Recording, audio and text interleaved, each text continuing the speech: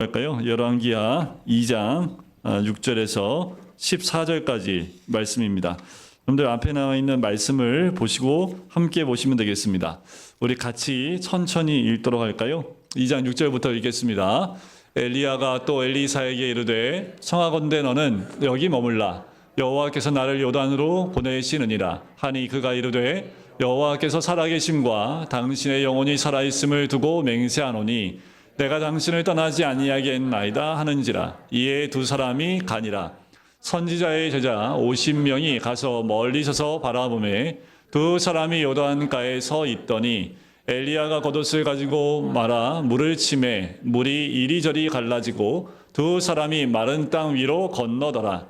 건너매 엘리야가 엘리사에게 이르되 나를 내게서 데려감을 당하기 전에 내가 내게 어떻게 할지를 구하라. 엘리사가 이르되 당신의 성령이 하시는 역사가 갑절이나 내게 있게 하소서 하는지라.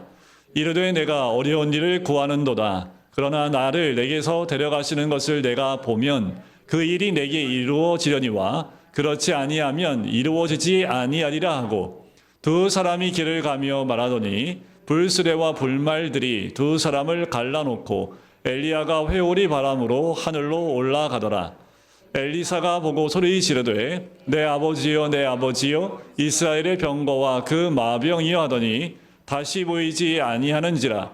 이에 엘리사가 자기의 옷을 잡아 둘로 찢고 엘리야의 몸에서 떨어진 겉옷을 주워 가지고 돌아와 요단 언덕에 서서 엘리야의 몸에서 떨어진 그의 겉옷을 가지고 물을 치며 이르되 엘리야의 하나님 여호와는 어디 계시니까 하고 그도 물을 치매 물이 이리저리 갈라지고 엘리사가 건너니라.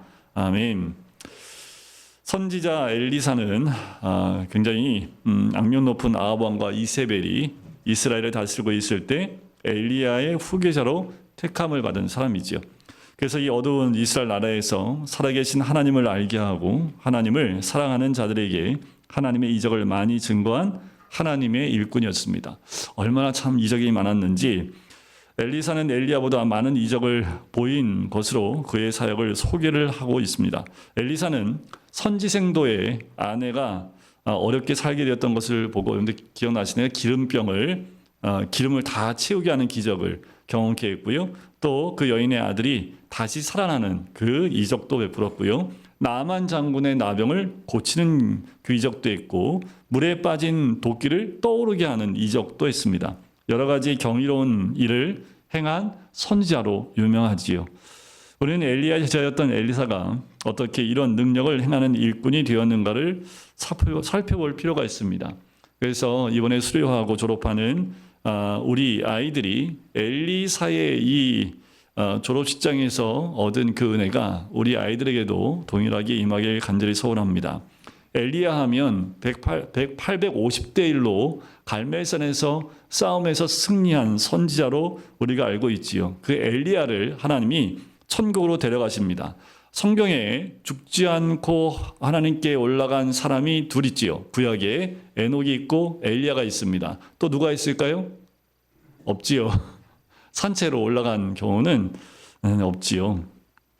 자, 엘리야 선지자가요, 선지자를 가르친 학교가 있었던 길갈, 베델, 여리고를 거쳐서 요단 강가에 이릅니다. 그러자 이제 불말과 불병거를 타고 하늘로 올라갔지요.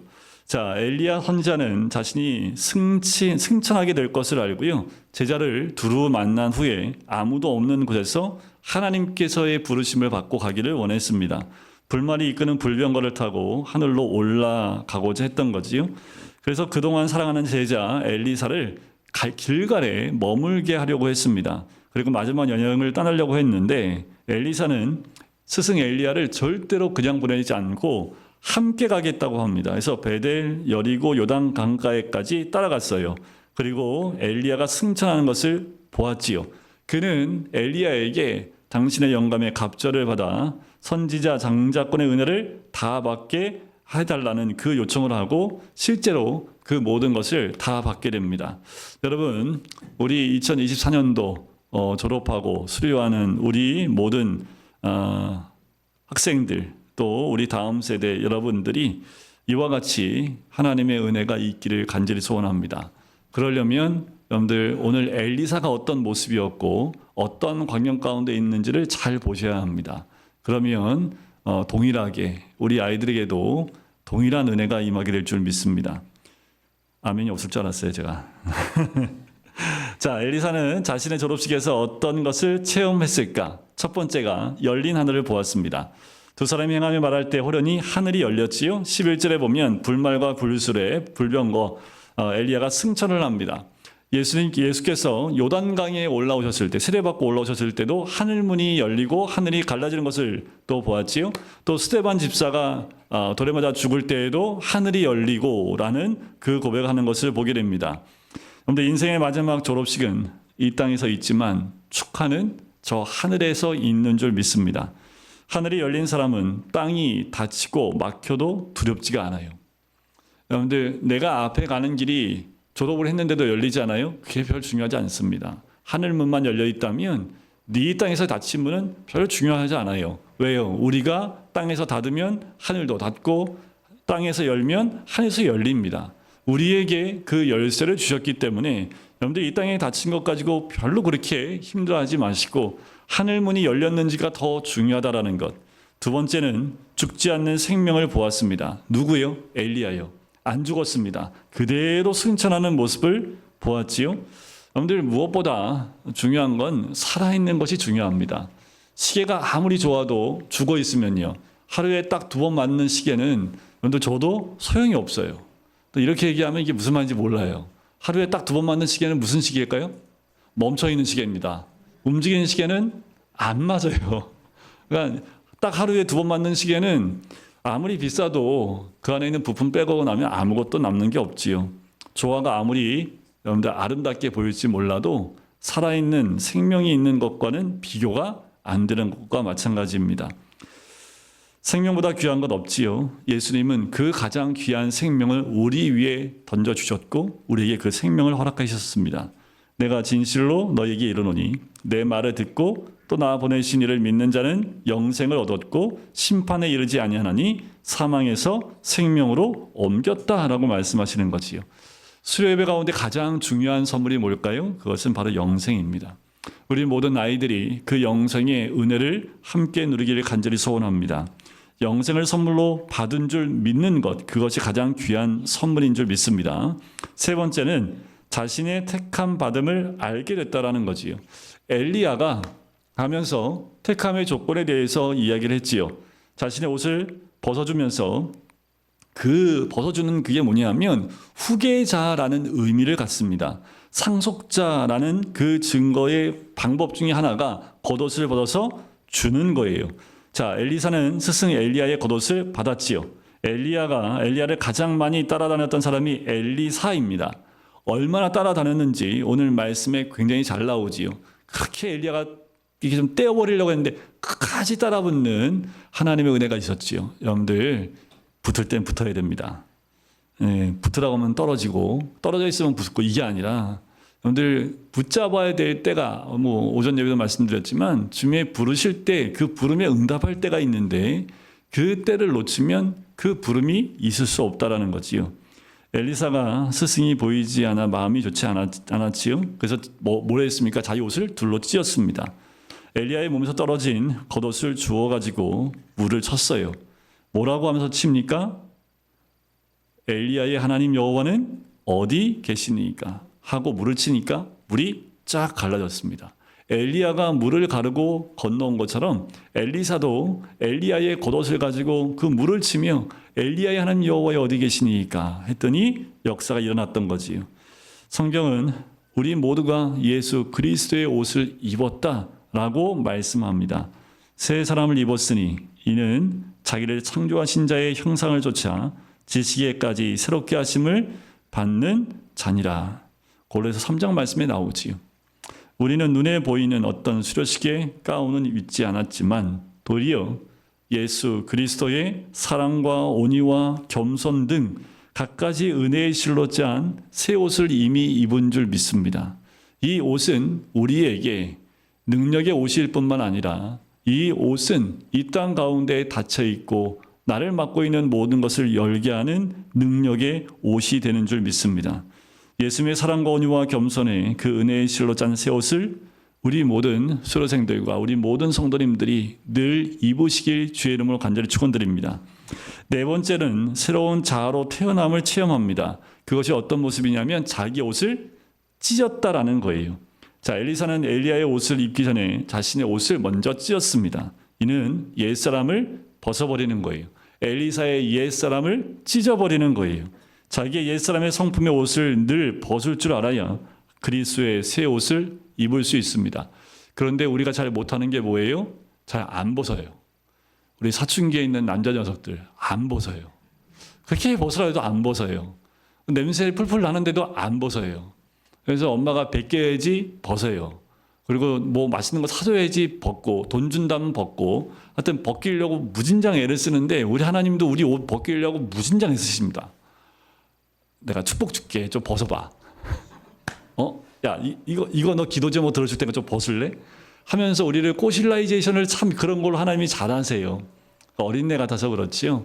성장한 여러분들, 네, 좀 성장해서 이제 결혼할 나이가 됐는데도 여전히 안 벗으면요, 그 문제가 심각한 겁니다. 뭐밖에 없어요? 매밖에 없어요. 그런 건. 네, 일단 매로 가르치고, 네, 좀 바꿔놔야지. 어릴 때는 이게 달래가면서 이제 제가 점심 때는 밑에서 식사 빨리 하고 2층에 가서 젊은 부부하고 애들하고 같이 잠깐 있다 올라오는데, 보면 유이하고 뭐 서준이하고 홍이하고 막 이제 홍이도 걸어 다녀갖고 세 명이서 막, 네, 씨름하고 난리가 아닙니다. 네, 한 놈이 뭘 만지고 있으면 우르르 그걸로 다 가요. 또 한 놈이 딴 거 만지고 있으면 다 우르르. 그러니까 애들이 심리가 그렇지요. 네, 그런 애들 그런다고 때려요? 안 그러지요. 어떻게 해요? 일로 와 하면서 달래잖아요. 이거 갖고 놀면 되지. 그러면 이거 갖고 놀고 있으면 또 일로 다 모여요. 그래서 엄마가 계속 떨어뜨려 놓는데 그때는 그게 맞습니다. 근데 우리 동동동 세 명이 맨날 그러고 있으면 집에서 엄마가 어떻게 해야 돼요? 매밖에 답이 없습니다. 매를 들은 수밖에 없지요. 자, 우리가 벗을 거 있으면 나이가 들수록 깨닫고 벗게 됩니다.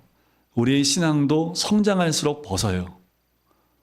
성장하고 성숙할수록 빨리빨리 벗어버립니다. 그래야지 그리스도의 옷을 입을 수 있고 또 내 안에 그리스도로 채워져서 내가 아닌 새로운 자아로 태어나는 은혜를 누리게 되는 줄 믿습니다. 자, 다섯 번째는 함께 계신 하나님을 체험하는 거지요. 자, 여호와여 어디 계시니까라는 거예요. 엘리사는 엘리야의 겉옷을 가지고 요단 강물을 치며 엘리야의 하나님 여호와는 어디 계시니까 하며 여호와 하나님을 찾았지요. 그리고 물을 쳤을 때 요단강이 마른 땅으로 갈라져서 건너는 역사를 경험하게 됩니다. 다져진 곳에 길을 냈다라는 거예요. 여러분, 우리 모든 수료자, 우리 아이들뿐만 아니라 우리 모든 성도님들 이렇게 하나님의 역사를 삶에서 경험하시길 주의 이름으로 간절히 축원드립니다. 우리가 맡고 있는 것들, 건너지 못하게 하는 영적인 부분들을 여러분들 이렇게 열고 갈 수 있는 능력이 우리 가운데 있어야 될 줄 믿습니다. 어떻게 할 때 그게 가능해요? 하나님이 함께 하실 때 가능합니다. 제발 우리 아이들, 내가 늘 기도하는 것은 예수님을 만날 수 있게 해달라고 기도합니다. 예수를 만나야 이 아이들이 비전이 생깁니다. 아무리 좋은 대학을 가도 예수를 만나지 않으면 아무것도 아닙니다.